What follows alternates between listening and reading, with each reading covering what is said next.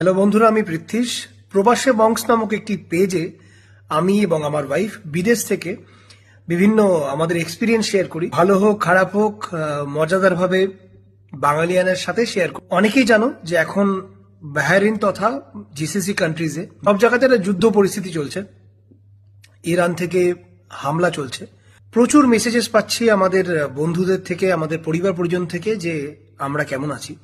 তো আমি ভাবলাম এই ভিডিওটার মাধ্যমে যেটুকু পারি সেটুকু তোমাদের এখানকার সিচুয়েশন জানানোর। এবং সিচুয়েশনটা খুব একটা ভালো নয় এখানে। Missiles, drone attack, bombs continuously হয়ে চলেছে।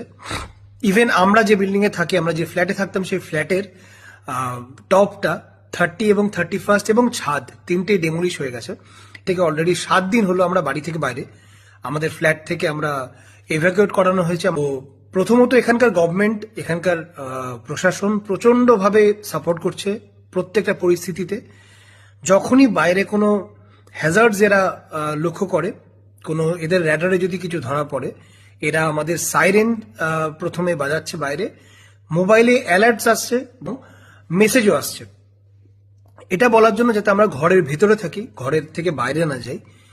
সেকেন্ডলি, যখন সেটা সেই হ্যাজার্ডসটা এরা ডেমোলিশ করে ফেলছে বা সিচুয়েশনটা আন্ডার কন্ট্রোলে আসছে, তখন এরা আবার মেসেজ পাঠাচ্ছে, আবার সাইরেন বাজাচ্ছে। সেই সাইরেনটা একটু ডিফারেন্ট হয় যে এখন আন্ডার ক্লিয়ারেন্স আছে, এখন ওকে আছে। এই ইউএস বেস যেখানে যেখানে রয়েছে প্রত্যেক জায়গাতে তো অবশ্যই অ্যাটাক হয়েছে। এমনকি যদি কোনো আমেরিকান সেনাবাহিনীকে কোনো রেসিডেন্স এরিয়াতে যদি তাদের শেল্টার দেওয়া হয়, সেই জায়গাতেও, সেই রেসিডেন্ট এরিয়াতেও, সেই বিল্ডিংয়েও অ্যাটাক হচ্ছে। এখানকার যে ওয়াটার রিফাইনারি, সেখানে ড্রোন অ্যাটাক হয়েছে। বাহরাইন খুব ছোট একটা কান্ট্রি, সে তার একটা মেন জায়গা হচ্ছে মানামা, যে ক্যাপিটাল। তার মধ্যে জুফের বলে যে এরিয়াটা, যেখানে আমরাও থাকতাম, সেই এরিয়াটা হচ্ছে মেজরিটি যেখানে হাই রাইজ বিল্ডিংস রয়েছে। তো সেই হাই রাইজ বিল্ডিংস এর পাশে ইউএস বেস। তো অটোমেটিক্যালি যত মিসাইলস, যত কিছু শুরু হচ্ছে ওইখান থেকেই হচ্ছে। এবার আমি একটু ছোট্ট করে বলে দিই আমাদের এই গত 7 দিনের এখনো যা চলছে তার সিচুয়েশন। গত শনিবারে সকাল 10টা থেকে সাডেন একটা বমের সাউন্ড পাই আমরা আমাদের ঘর থেকে, এবং আমরা 25 তলায় থাকতাম।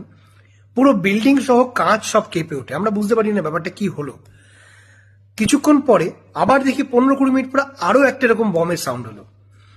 তো তখন যথারীতি ভয় লাগে এবং আমরা ব্যালকনি থেকে দেখতে পাই সমস্ত মানুষ নিচে দৌড়ে চলে যাচ্ছে। আমরাও নিচে আসি, এসে বুঝতে পারি আমাদের ঠিক পাশে, যেখানে আমি একটা ভিডিও শেয়ার করেছিলাম, এসে যে ফার্স্ট বম্বিংটা হয়, এবং সেটা আমাদের ব্যালকনি থেকে দেখতে পাওয়া যাচ্ছিল। তো যথারীতি সেখানে পরিস্থিতি খুব একটা ভালো দাঁড়ায় না, সমস্ত মানুষ ওখানে